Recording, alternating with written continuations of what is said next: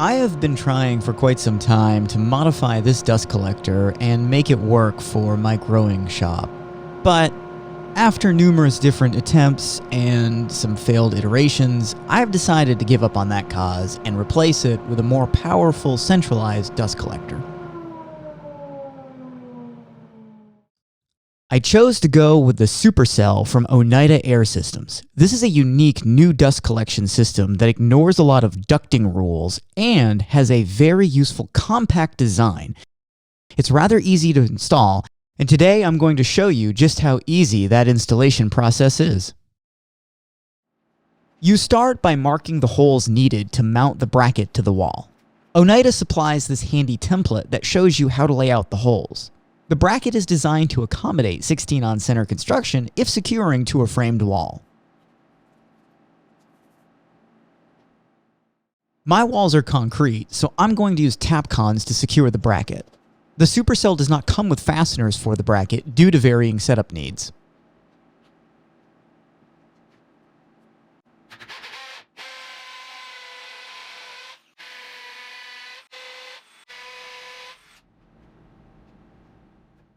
You'll also need to measure and mark a line for the secondary wall bracket.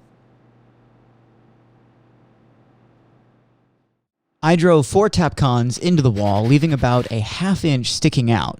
This allows you to slide the wall bracket in place and then drive the fasteners the rest of the way in to secure the bracket. I put the bracket in place and secured the fasteners.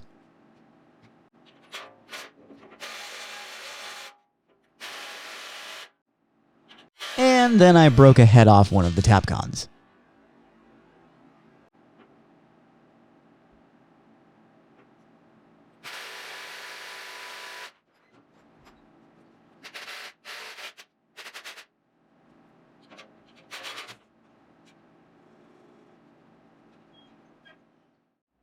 I figured that since this hole here wasn't doing much, I'd use it now to secure the bracket since the primary hole was now a no-go.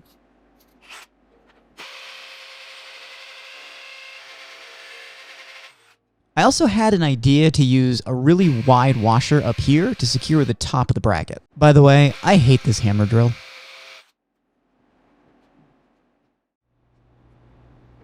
The first tapcon went in no problem. The second one, not so much. At this point, I decided good enough.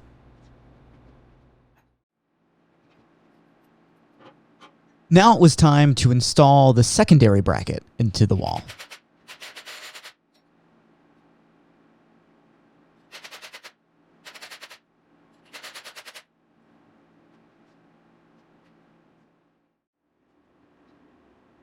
With the brackets in place, it was time to install the Cyclone separator. This starts by placing a gasket on the bracket and then lining the holes up in the bracket, the gasket, and the flange on the Cyclone. And when you forget the washers, you get to take the bolts back out and put them in again.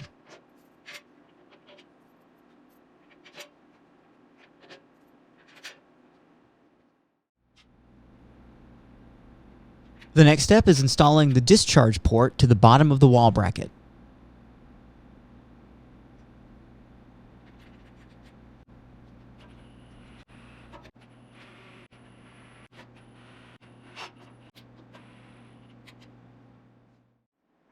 You may remember that I already installed the secondary wall bracket, but I took it out because I was having a hard time getting the separator in place.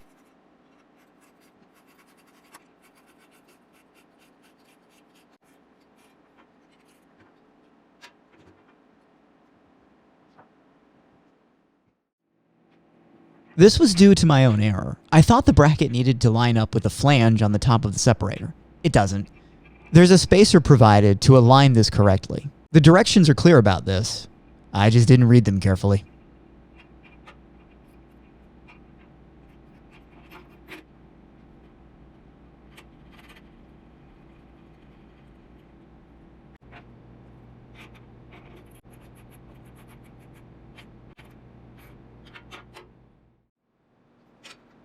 With that done, it's now time to install these bolts that will hold the HEPA filter in place.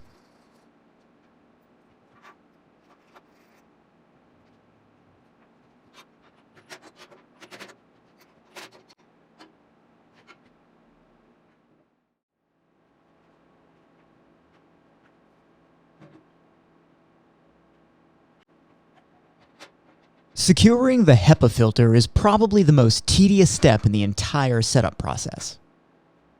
The ring that secures it fits snugly around the bolts, and tightening one side can loosen another if you're not careful.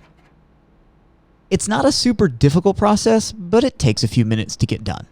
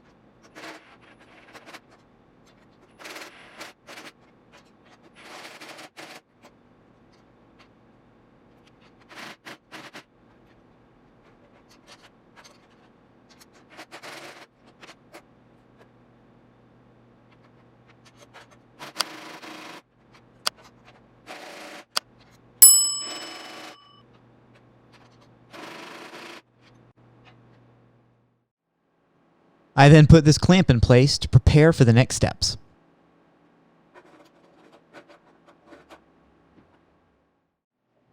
The directions are clear about how this gasket goes on the motor unit. I didn't read them carefully and got to take it off and put it back on correctly.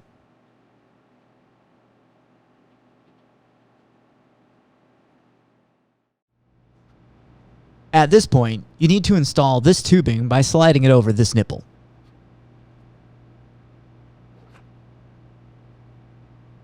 It's a little difficult to get to, but you can remove the cover on the top of the motor unit for better access.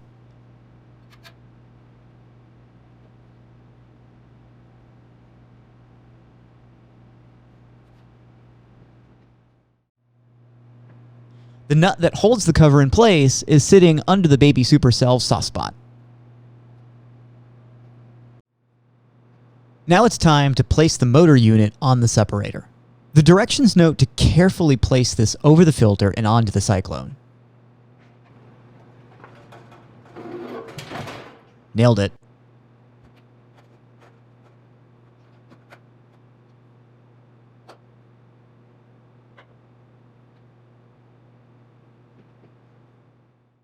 The wall bracket has this hole to route the rubber tubing.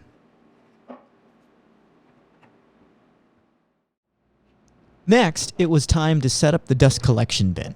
You start by removing the snuffleupagus tube from inside the container.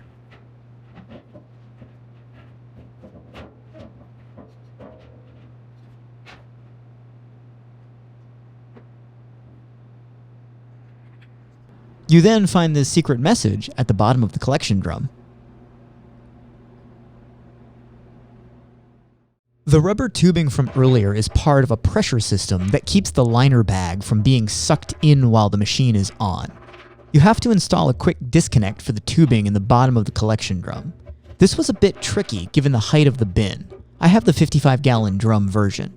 This install is probably easier on the smaller 35-gallon drum or 14-gallon pail. You can also choose to skip liners. There's an included rubber plug you insert into this hole if going that route. With the quick disconnect now installed, it was time to place one of the included liner bags into the drum and lock the drum lid into place.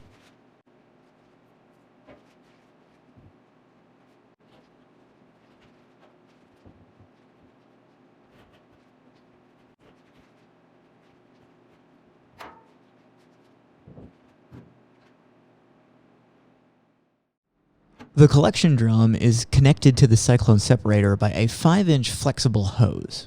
When emptying the drum, you simply remove the lid and pull the drum out from underneath the unit. There is an optional wheeled cart available for purchase that makes moving the drum out from underneath the unit easier. You could also build something with casters that accomplishes the same goal. For now, I'm going to tell myself the days I empty the drum are days I can skip the gym. There are other excuses I use to skip the gym. They require less physical activity than moving this steel drum. The flex hose will hold the lid suspended over the floor while you empty the drum. Oneida includes everything you need to install the flex hose to the drum lid.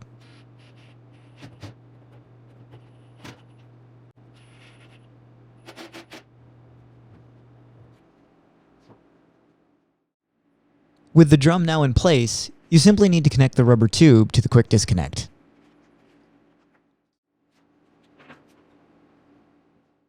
The Supercell comes with a sensor that tells you when the collection bin is full and needs to be emptied. They call this the dust sentry. It's optional, and if installing it, it goes into this hole on the collection lid.